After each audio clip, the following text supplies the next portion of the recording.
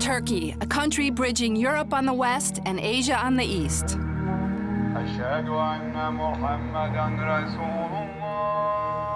For thousands of years, Turkey has been at the heart of ancient trade routes, from China to Europe, that have brought silk, exotic spices, new cultures, and ideas through Turkey to the west and beyond.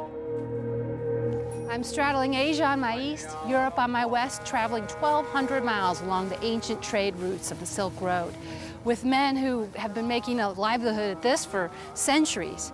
They've been moving the goods, keeping the economies chugging along, all the while navigating the politics and empires of the day. These are the tough trucks and truckers of Turkey. In this show, I'm going to retrace one of the most important trade routes of all times, the ancient Silk Road. I'll travel the length of Turkey to the Iranian border. It's a road trip to top all road trips. My first stop is an ancient caravanserai in Askari, then the unique landscape of Cappadocia at Görem. I visit the capital of an ancient civilization at Hattusha, and then head east, visiting the long-disputed lands at the crossroads of the Silk Road, before I end my journey near the Iranian border. My starting point is the capital of Turkey, Ankara. The clues of its rich and diverse heritage are everywhere, none more prominent than the castle at its center. This castle is 3,500 years old, and over time it's been occupied by a lot of different armies. Today, it still towers over Ankara. From Hittite empires to Christian rulers, this castle is a reminder of the Roman, Turkish Seljuk, and Byzantine eras, and each left their own mark in one way or another.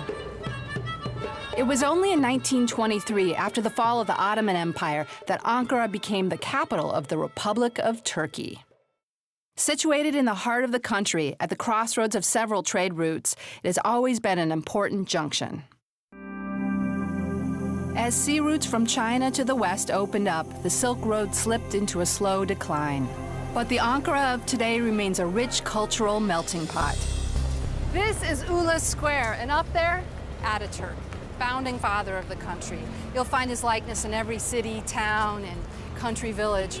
Now, the thing is, he's known for modernizing Turkey, but he was also a major player in the effort to restore Turkey's Silk Road past. Turkey is a country of 80 million people, 90% of whom are Muslim. Behind me is the Kocatepe Mosque. It's new, only 30 years old. So you've got this new mosque, this modern city, yet all around ancient traditions.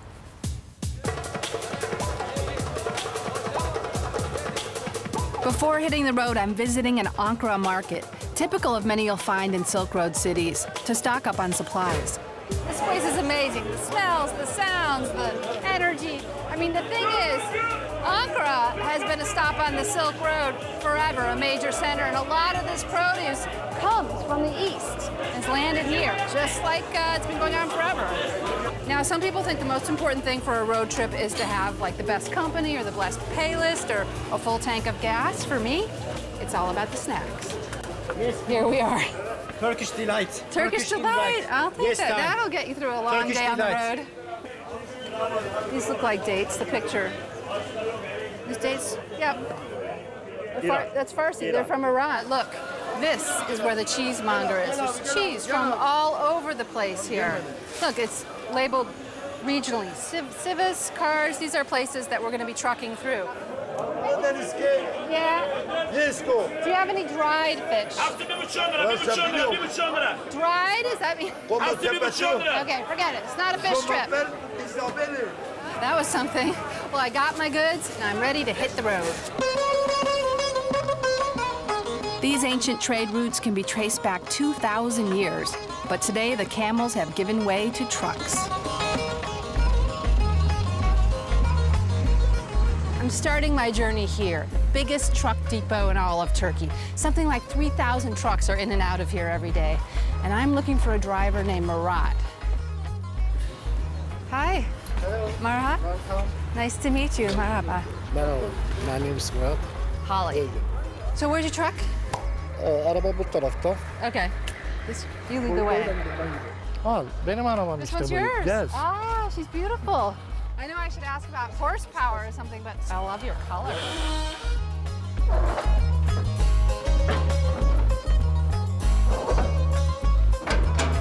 All right, just slam it.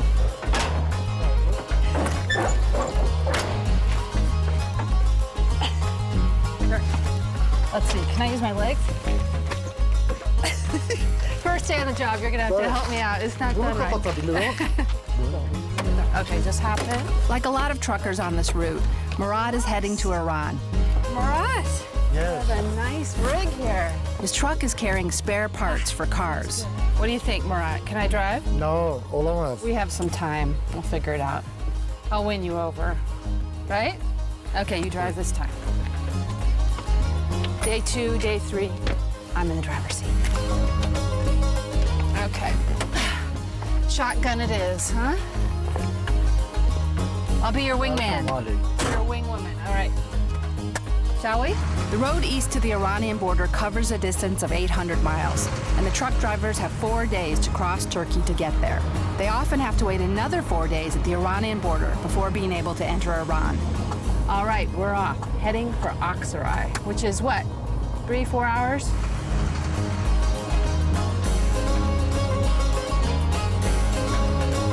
Murad is taking me south to Aksaray, with a possible stop off at Lake Tuz on the way.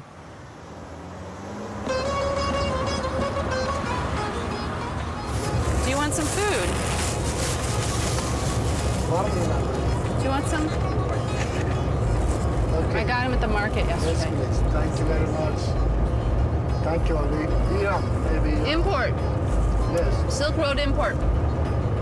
Where do we put the pits? Murad is Turkish, but many of the truck drivers on this route are Kurdish Iranians. Murad, how did you come to be a truck driver? Babam da tır şoförüydü. Babamdan dolayı ona sempati duyduğumdan Murad dolayı says his father was a truck driver. He likes the job as he likes to travel, see different places, and meet different değişik people. yerleri görmeyi, sevdiğim için. Evet, en küçük oğlum bu mesleğe çok sempati duyuyor. Büyük oğlum değil He ama tells me en his küçük oldest oğlum son doesn't want to bu become a mesleğe truck çok driver, sempati. but his younger one does. Sanırım o da olacak. Murat says that Lake Tuz is just over the horizon there, that white light area, and apparently it's a salt lake. So, in theory, one could clean out cuts and float a lot in it. So we decide to stop and check it out. 50 miles long and 30 miles wide, Lake Tuz is the second biggest lake in Turkey and one of the largest salt lakes in the world. When the lake dries up in summer, it exposes 30 centimeters of thick salt crust. The lake still provides more than half of Turkey's salt. But this giant salt lake has another hidden benefit. I thought we'd be going for a little swim, but Yes, all salt. yeah, it's all salt.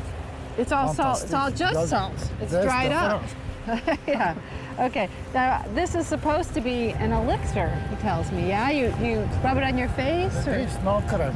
This salt. oh, you rub your feet. Yes. Yeah. It's no crème. Use cream. Use cream on your face, you silly, and use salt on your feet. Does it help? Because you have your pedal to the metal all day. Yes. So you must need a little break now and then. Oh, here's some water. Water. Water. Salt water. Oh my God, it really is. All right. Lake Tuz is it's shrunk into about 6 inches. Right? Here. Yeah, thank you. Yeah. So rub it in. Yes. Get the positive ions going. Murad's like taking advantage of the 20 plus minerals in this salt, right? You rub Yes. it on, you get some good energy going. Do you know how much you pay for a salt rub in Manhattan? I'm telling you, it's outrageous. This is much better, and the price is right. Yes. Maybe we could sneak a little in a bottle. Good stocking stuffer. Yes. All right, time to get back on the road, but Yes. Just bütün shake it enerji off? zararlı. Yes. all right, it'll fall off by the time you get going. It's crazy. It looks like an ice skating rink or something around here.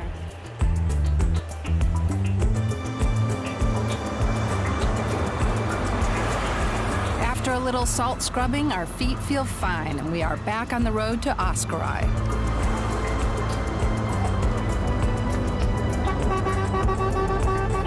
Is that? Oh, it's you!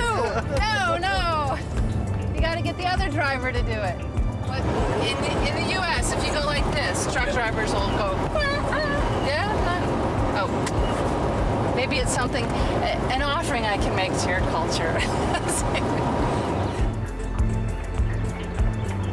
After 4 hours drive, we arrive at our first destination. 1,000 years ago, I'd be arriving on a camel, right? This is much better. Yes. The snacks, much better. Look at that. Wow. The Sultan Han Caravanserai was where camel caravans would stop for the night. Thank you. Thank you very much. Yeah? Okay. You gonna get out, or can I shake Thank your... you. All right. All right. So nice to meet you. Be safe for the rest of your travels. This has been much better than arriving on a camel. Oh. Hoşça kal. Hoşça kal Ori. Yeah, thank you. Thank you. Safe travels. These caravanserais were based every 20 or 30 miles along the Silk Road, and this one was one of the largest and most impressive in Turkey. Local guide Remzi Kaya transports me back in time. Hello. Hi. Nice to meet you. Nice to meet you, Holly. How you doing? Good, good. Thanks for meeting me here. This is amazing. Paint a picture for me. I mean, it sounds like it was kind of up for grabs. What was going on around here? This is a roadside inn, a kind of ancient hotel built by the Seljuk Turks in 1229 during the reign of Sultan Alaaddin Keykubat. This place had many opportunities, like storerooms for the most valuable goods. Gold. Gold and most valuable silk garments, textile, and they had the restrooms with running water, and they had the Turkish bath for shower, scrubbing, massage for women separate and men separate. Massage. Yes, massage as well, because after tiring long trip, walking across the desert. So status, commerce, trade, fun. Any fun going on? Oh, yes, belly dancing, Okay. folk dancing, and they were served wine and all kinds of local drinks. Maybe you are familiar with raki or ouzo. And what is this? This is the winter part of the complex where they fed and tended their livestock. Obviously, can't stay here, and it's getting dark. I'm wondering, do you have a recommendation? Is there another place to stay? Yes, I do. Yeah? There are several beautiful boutique hotels, Okay, that'll boutique work. hotels in the town. Well, they have this kind of, you know, Turkish baths and belly dancers and everything you They described. do. They do? They do, yes. Just a couple hours from this ancient caravanserai is one of Turkey's most unusual geological sites, well worth the visit. This is the small town of Görem, and I'm told my boutique hotel is actually in a cave.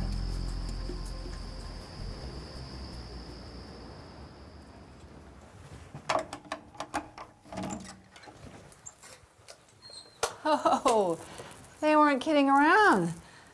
This is a cave. I could have brought the whole extended cave family, Bam Bam and Pebbles. This is sort of cool, I think. Now, I wouldn't want to run up against a fire or, say, a bout of claustrophobia, but probably stays real cool in the summer.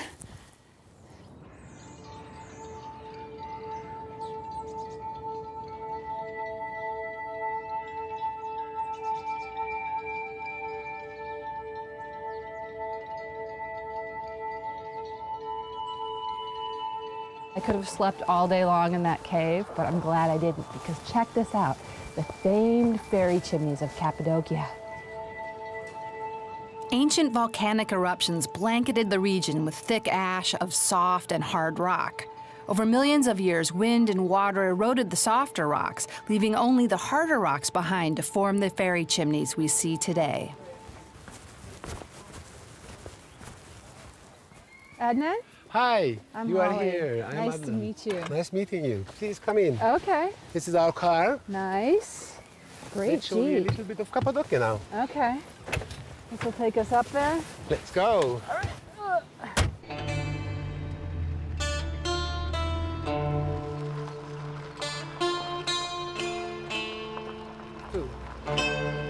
The Cappadocia region is one of the most spectacular landscapes in the world, a whole valley of amazing rock formations. Need a helmet.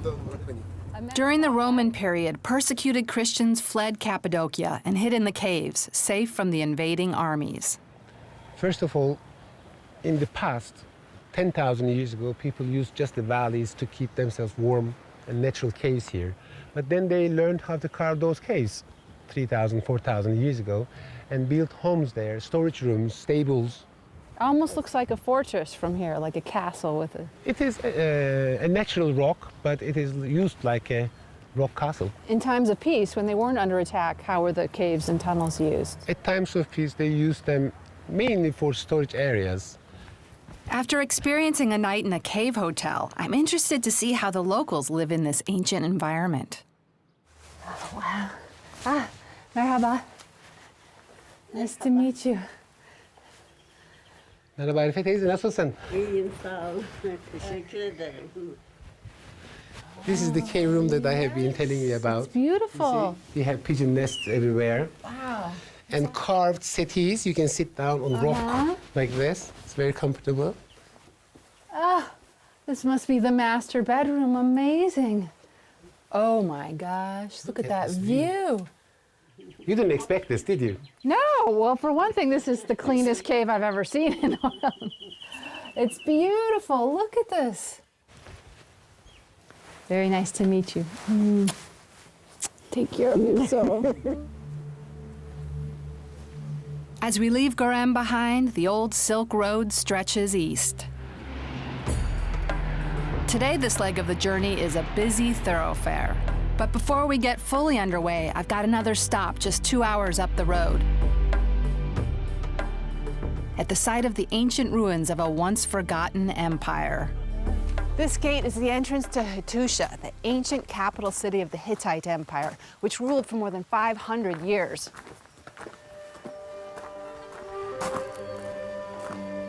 It must have been quite a sight. I mean, 50,000 people were living here in wooden houses. It was an economic powerhouse and also a spiritual home base. There were ruins of temples all over the place here.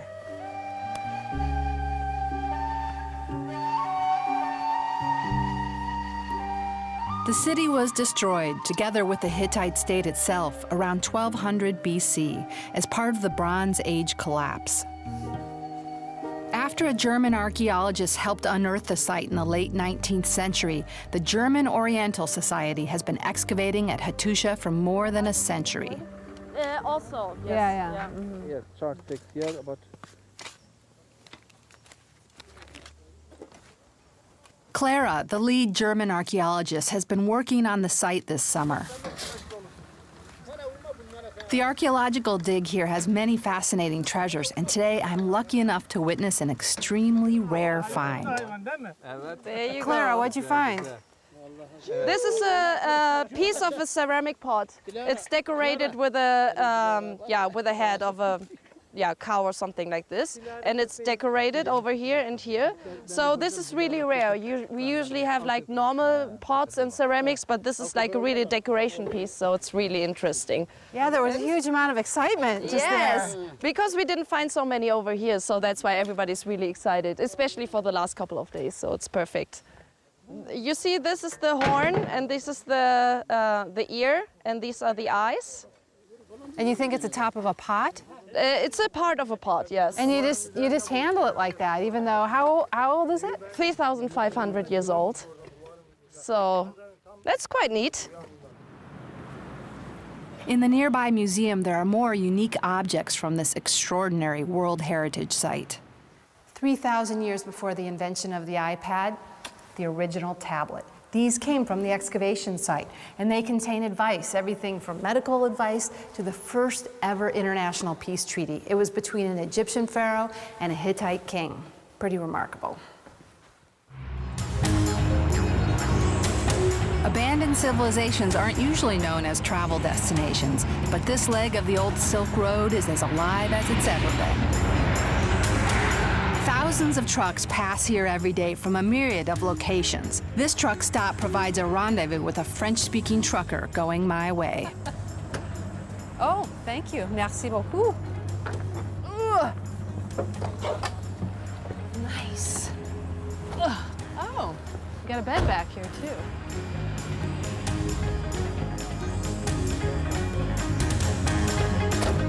As we make our way from Hattusha east to the town of Amasya, the landscape slowly changes. This is farming territory.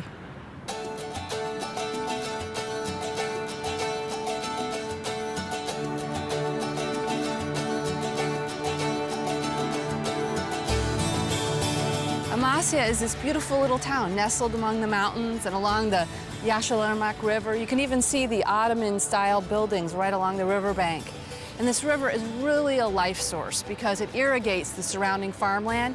These farms are supposed to produce the best fruit in the region. So I'm going to test that theory.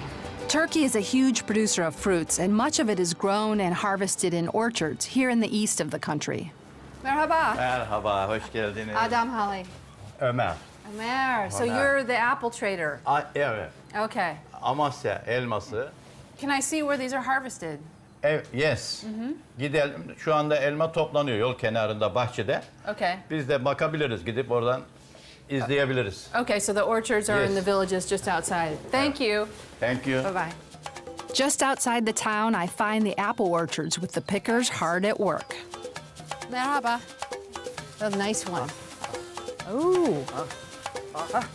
In my mind's eye, this sort of merchant ivory romantic experience apple picking, but this is hardcore. He has not stopped running this whole time, and I think that, Hold on, Yusuf. you know, all the studies are saying this is exactly how you live the longest life. Active, happy, out in the natural world, never stop moving. So let's go up here. All right. These go, Fabrika, uh-huh. o yemeğe. All right. Ah, These are the eating ones that go to the stores. These are the Aynen. banged Aynen. up ones that go Yenmez o for fabrika. juicing. Tabii. A few miles down the road, I go to meet up with the truck that will take the picked apples to be juiced.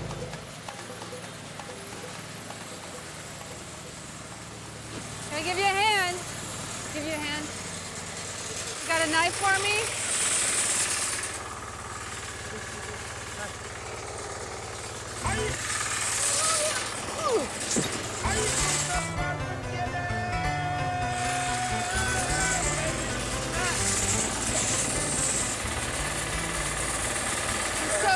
I'm so sorry. I'll make up for it.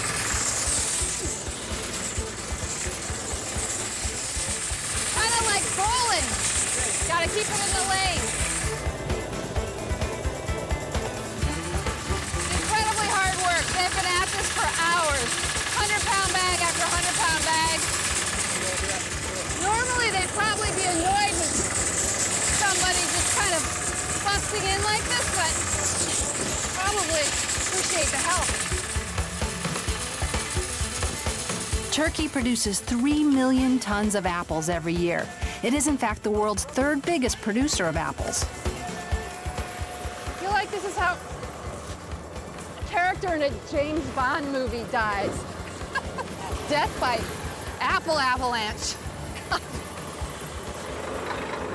Hi, what's up, huh? Merhaba. Ah, merhaba.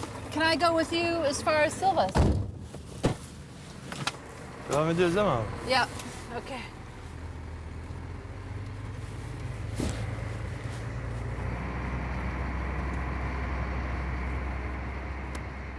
This truckload of apples is going to get juiced about 4 or 5 hours down the trek, but I'm gonna catch a ride just as far as Sivis, which is my next stop. That couple just gave you about 200 pounds of apples. Everybody's part of the game today.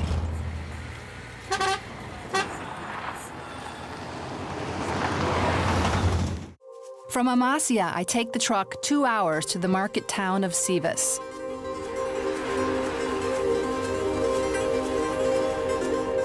Sivas has always been an important link on the Silk Road, linking Istanbul with Iran and Iraq. It came into prominence under the Romans and was the regional capital of the Turkish Seljuk Empire in the 12th century, before being taken over by the Christians in the 14th century. To this day, many religious buildings from this period survive in the center of the old town. The Silk Road trafficked all manner of hard-to-find goods and foodstuffs, such as spices and sugar, still a favorite in these parts. Every corner seems to have a pastry shop. Love that. Merhaba. Pastane. Okay. Yes. The ubiquitous baklava. Right? There's about 8 different kinds of baklava here. It's smashed pistachios, and honey, simple syrup, phyllo dough. I'm sure a lot of other good things I don't know about. I'm thinking I'm probably gonna have to sweet talk my way east with these trucks. So can I get half a kilo of sweets? Yeah? Just one, give me one of each. I'll tell you, this anti-sugar, anti-carb phenom, where I'm from, wouldn't fly here. Teşekkür. Thanks. Stocked up on supplies, it's time to hit the road again.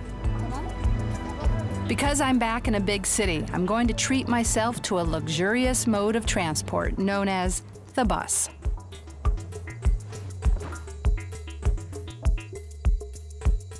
I'm heading to Bayburt in the Kakar Mountains.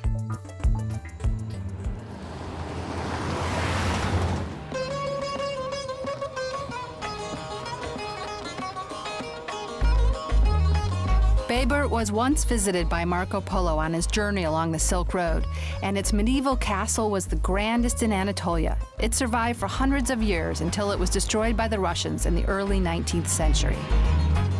These tar and gravel trucks are headed up into the mountains to pave roads for villagers before the winter sets in.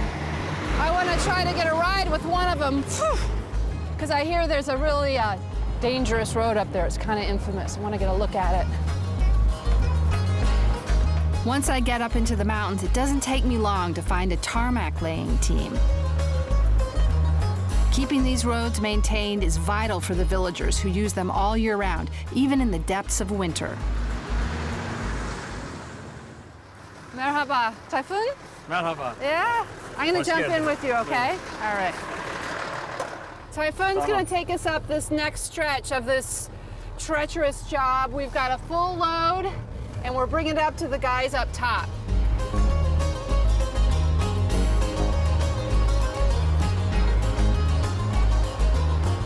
Treacherous road, gorgeous, rugged landscape.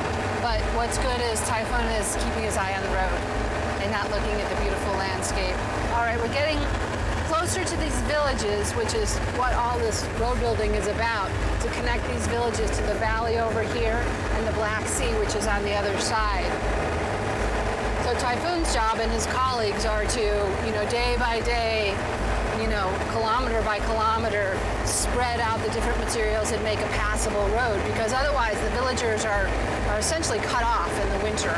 Because these roads, once there's a little bit of ice, it's incredibly treacherous, dangerous, and they can't get out, and no one can get in. Whoa.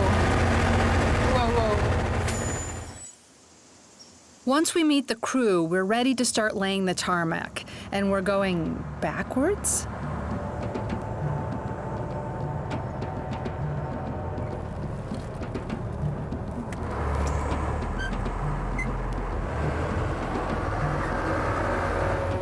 My dad used to call this the manly art of driving in reverse, which I mocked him for.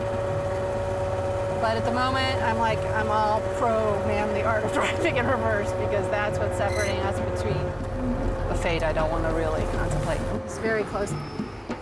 He's very, very close to the edge over here.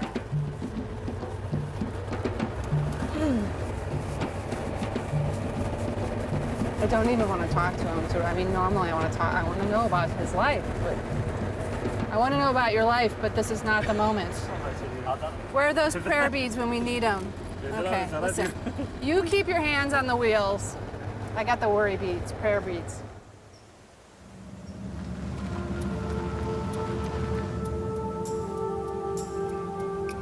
The highest peak here rises to almost 13,000 feet. From here on out, I'm on foot.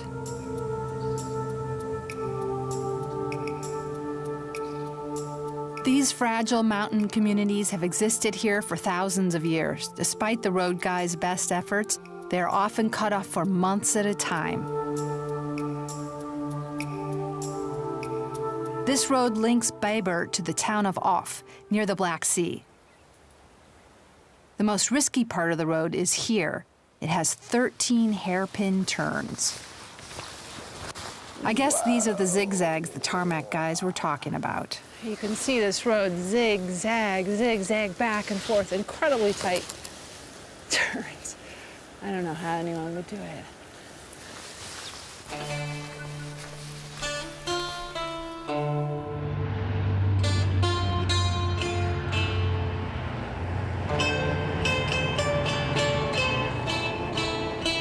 From Baber, I travel southeast to Erzurum. This is Erzurum, the biggest city in eastern Turkey. It's famous for its oltul stone, which is the material, the prayer beads that you often see men playing with. That's what it's made from. Erzurum has long been at the crossroads of the Silk Road, producing goods traded east and west, such as oltul stones, produced for jewelry and worry beads. Teşekkür. It's beautiful. These oltul stone beads are one of the most popular items displayed in shop fronts. Erzurum is also well known for carpet making.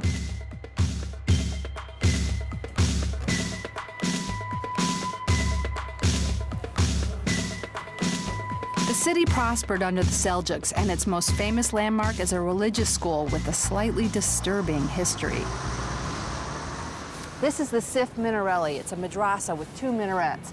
And if you look closely at the top of them, they're slightly different from one another. It's said that some 700 years ago, the master builder said to his apprentice, you build one minaret, I'll build the other. When they were finished, the townspeople actually liked the apprentice's minaret better. This devastated the master builder so much that he climbed to the top, jumped off, and committed suicide. So, beautiful building, with a very dark story behind it. More recently, Erzurum was occupied by the Persians in the 18th century and the Russians in the 19th, underlining the volatility of this region of Turkey and its proximity to rival powers. The hills and mountains of eastern Turkey are famous for the tea fields, so it's not surprising it's a popular beverage here, in what remains one of the country's most conservative and traditional areas. All right. Merhaba. Merhaba. Hoş geldin. Hoş geldin. Merhaba. Nice to meet you. So, Çay. chai, yeah, sitting down, having a tea and a smoke. It's the way of life here in eastern Turkey for the fellas. I haven't seen any women. Having a tea is ubiquitous in Turkey, but this is the way of Erzurum. You pop the sugar cube, right in, and then you shoot the tea, right? Çay kıtlama içilir. Böyle şekeri alırsın. Efendim.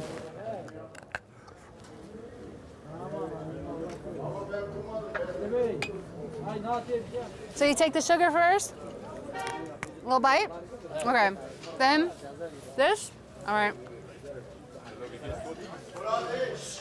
And it just melts in your mouth? Okay. I think I'm getting the hang of it.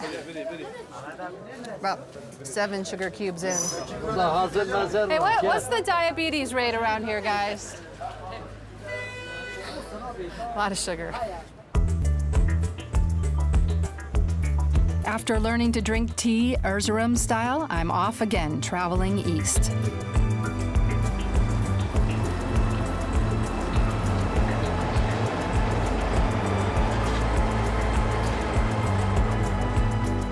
Nowadays, eastern Anatolia is well served by railways, and I'm taking advantage to switch from road to rail. I'm heading deeper into the borderlands of the Silk Road. From Erzurum, the train will take me to Kars, where I'll visit the medieval town of Ani. Kind of nice to take a little break from the trucks. I've jumped on the Doha Express. I'm gonna be heading east for 3 hours, and we're gonna end up right on the Armenian border. Compared to trucks, this is the height of luxury. Unusually, down the train, there's a large group of women traveling on their own. It turns out that they're heading to Kars for a girls' day out. I hear you ladies are going to Kars. Yes. Yes. Is there a hammam in Kars? Deal. Very important idea. What happens at the hammam stays at the hammam. As I roll onto the Turkish province of Kars here on the Armenian border, I leave the women to their day out, and I make my way on foot to my next stop. The medieval city of Ani. Today it lies in ruins. Tensions and wars between Muslim, Turkish, and Christian Armenians have impacted heavily on the history of these frontier lands. Just imagine, it's the 11th century. It's an important stop on the Silk Road. Thousands of people are moving through here. And it's, a place where things were traded, but also ideas, culture, religions, everything was mixing together. So it became a real important economic and cultural hub. A lot of money from the Silk Road ran through this town, and people built nice homes. These are the remains. This is from the 12th century. It's still holding up, sort of. Now, between times of conflict, of which there have been many in this region, restorations have happened. These walls have been put back together, probably by the Russians at some point. But back in the day, in the 11th century, this definitely would have been the house of a wealthy person, in part because you have these fancy archways and also in-house heating with that fireplace. And I'm gonna go see some fellas over here. You'd think this place would be bustling with tourists because it's an amazing sight, but nobody's here except me and the goats. That's because until recently, these ruins were a closed site, as the area was considered too dangerous for tourists due to political unrest. Ani and the surrounding areas have had a strong Christian Armenian heritage for centuries. Like other parts of Turkey, it was then occupied by Persians and Russians. The area was briefly declared part of the Armenian Republic once more after World War I, and was then brutally reoccupied by the Turks. I meet with local journalist Mehmet, who tells me more about Ani's importance to the Silk Road. In one day, in modern Turkey border, beginning in the 1920s, they made a border, but this river became the border between Armenia and Turkey. But before that, this is part of the Silk Road, yeah? Yeah, this is, you see the destroyed bridge, that would be a road over that bridge would be Silk Road or trade road. This bridge also been destroyed or something. And this just, so you have the bridge and then right above it, a mosque. This mosque have been built by Selçuk Turks in the 11th century after they captured the city as very important symbolically mosque. And they also, from the mosque, could watch the Silk Road.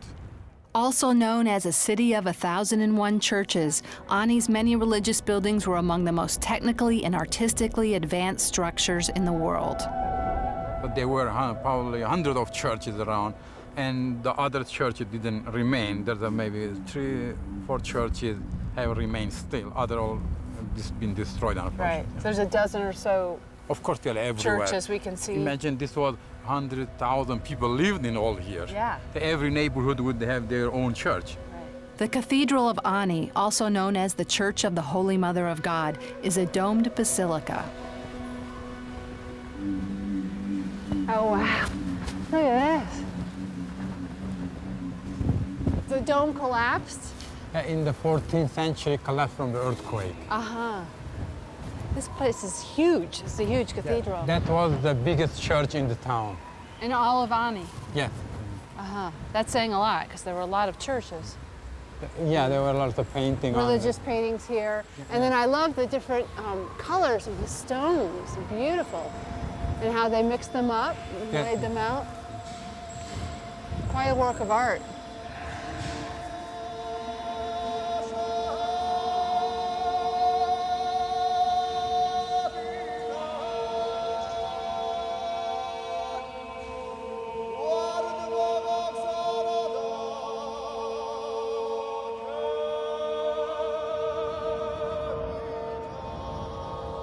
From the Ani ruins, it's a short journey to the town of Igdir.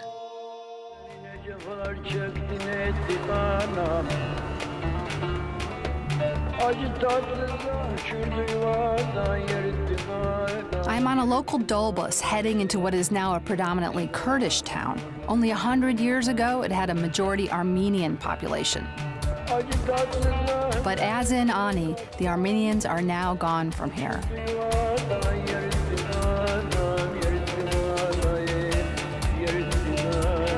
I've spent a lot of time hanging out with men in their trucks, but I'm curious about women's lives in these traditional lands. Up the stairs? I'm invited to share a meal. Shoes off.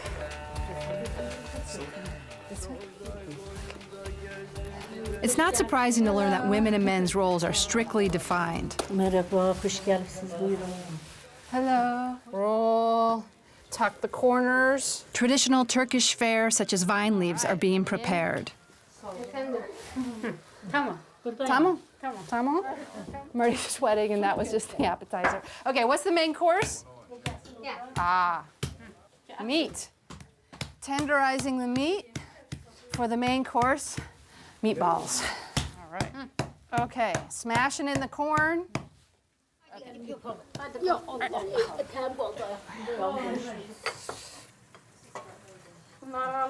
Come on. It smells awesome in here. Ready to eat? Mm-hmm. Okay. I'll eat my vegetables. Cool. Thumbs up. Afiyet olsun. Lokum. Çok güzel. Çok lezzetli.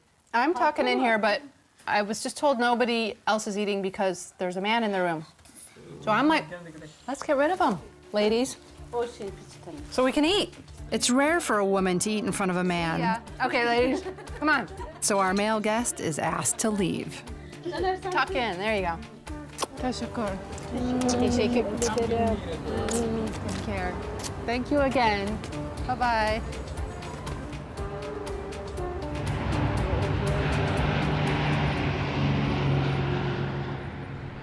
From Igdir, I travel to Dobeyazit, a border town with Iran.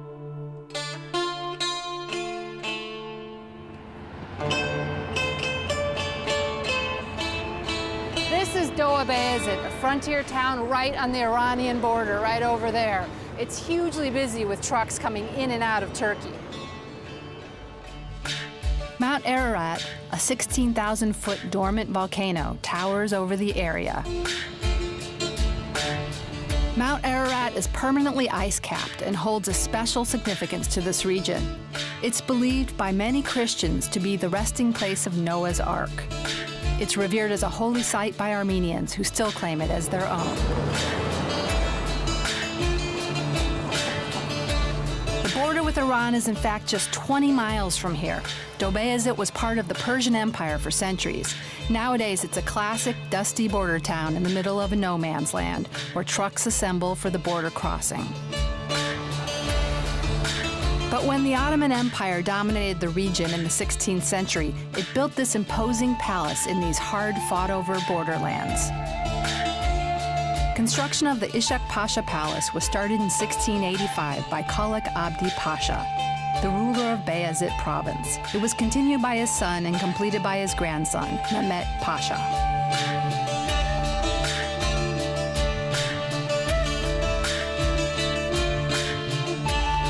Towering above the town of Dobeyazit, Pasha Palace is a reminder of the power of the Ottoman Empire.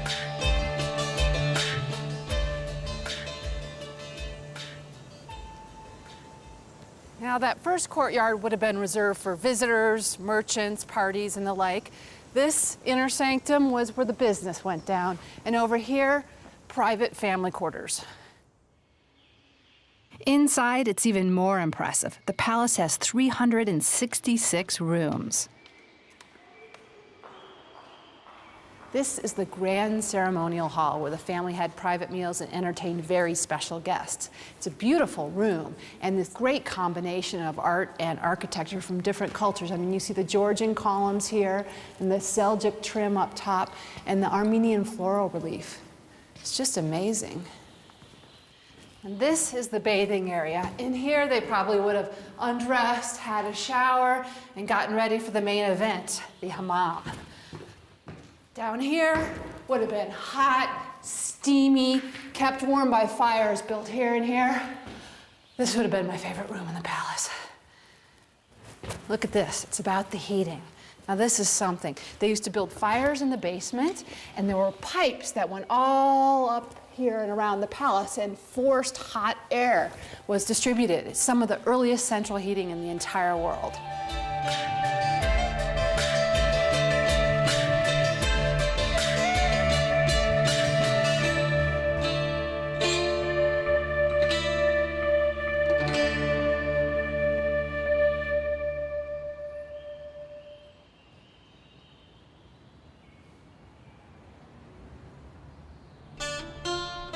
Beneath the shadow of Mount Ararat, hundreds of trucks assemble each day, getting ready to cross the border of Iran. By now, I almost feel part of the trucking world, and I'm joining a group of truck drivers for breakfast by their trucks. Hi, are one of you Nuruz? Nuruz? Yeah? So I'm hoping to tag along with you today for a while.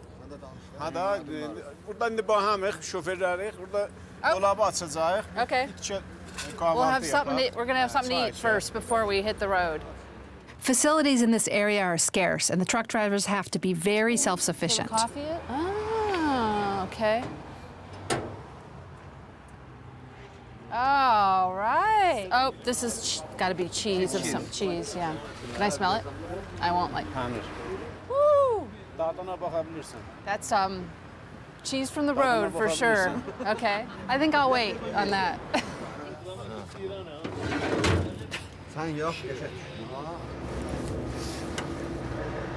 Cracking the eggs on the side of the truck.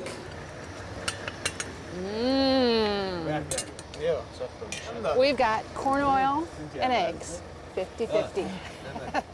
A little pepper. Is it, you need to cook it a little more, yeah? All right. Breaking bread. Okay, just dip, but I don't want to double dip.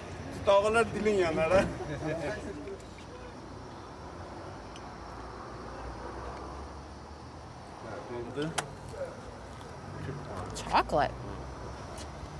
What is that? Cheese, chocolate, and eggs.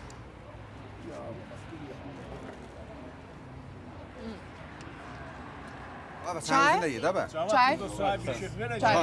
Chai. Yeah. Helen, bin arabaya. Okay.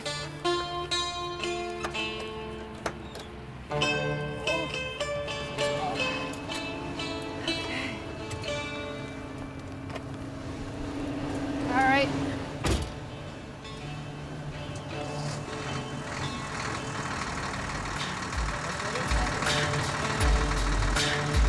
Nuruz is heading to the border. He makes this trip 20 times a year, and now he's heading home to Iran. This is my final journey on my modern-day Silk Road trip across Turkey. We're headed towards the Turkish-Iranian border. Like any customs border control, security is high. Tensions are particularly high at this moment. I mean, think of the geopolitical neighborhood. We've got Armenia, we've got Iraq, which has recently kicked off. We've got Syria nearby. So I'm not sure how far I can go with him, but we'll see what we can do. From my starting point back in Ankara, I've traveled almost 1,000 miles along the old Silk Road. In some ways, that world seems a million miles from life today. But these truckers are a real link to that enduring ancient past. Traveling with Nuruz and so many other truckers and people over the last few weeks has been fun and complicated politically, kind of tough.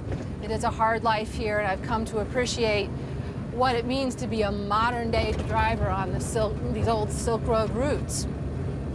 It means, just like it did 1,000 years ago, you're dealing with the complicated politics of the day, and you're moving goods, and you're trying to do your job while everything's stirring around you. Ethnic tension, political tension. Thank you so much. Tashakkur. It's great to meet you. Ultimately, I didn't make it to the Iranian border. Being an American journalist, it's a tricky time to be visiting Iran. Safe travels to you. I hope you get over the border easily. Tashakkur. Goodbye.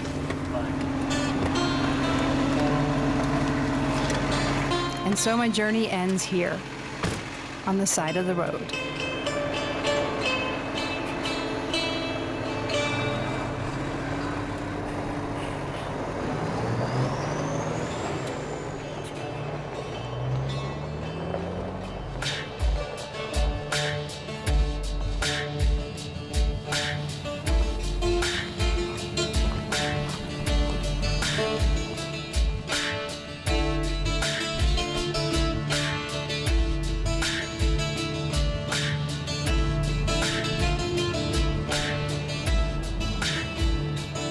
This is it. Mount Ararat in the background, the truck route along Silk Road right into the Iranian border. This has been a tough and fascinating experience. I mean, the politics of the region, all the turbulence, that's always front of mind. But when you peel back the scrim of that, it's the people, their endurance, resilience, and kindness in the face of it all. That's been my takeaway, my story here. But now I'm off back to the west. Gotta catch a bus, a train, plane,